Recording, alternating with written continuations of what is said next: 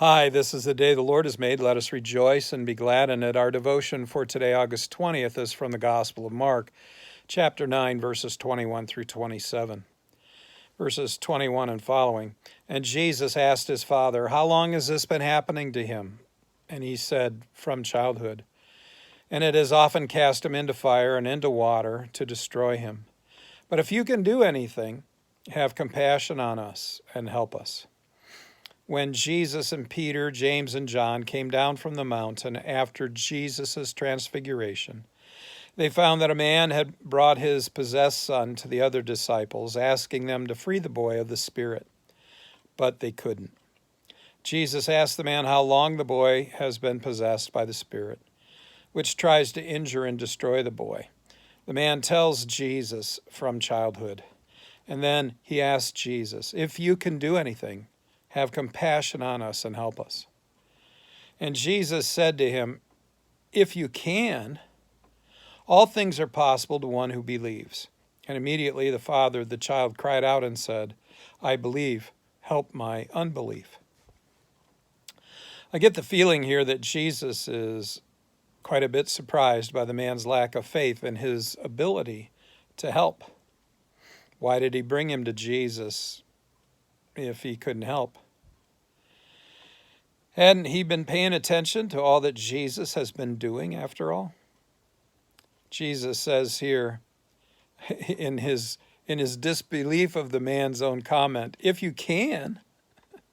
And then he quite clearly says, "All things are possible for one who believes."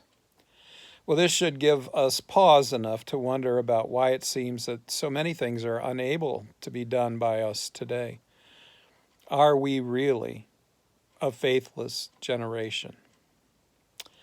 The Father proclaims that he believes, but that his faith is weak. So he says also, "Help my unbelief." We should bear this in mind too.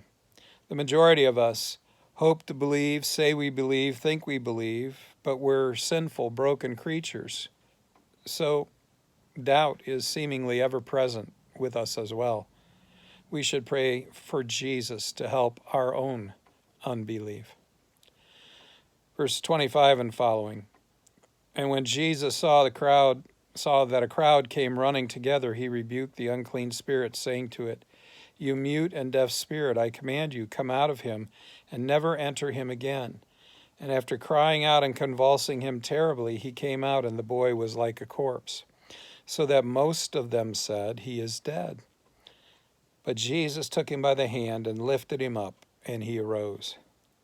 The upshot here is Jesus does free the boy of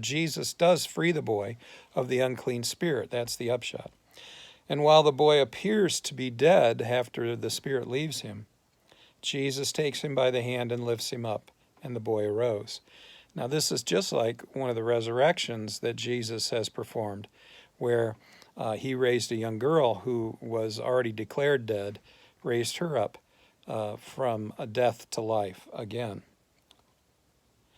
So this is a healing for sure, but maybe it's more. Maybe it's a resurrection.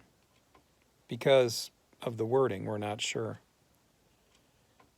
But it could be a resurrection. Because after all things are possible for one who believes.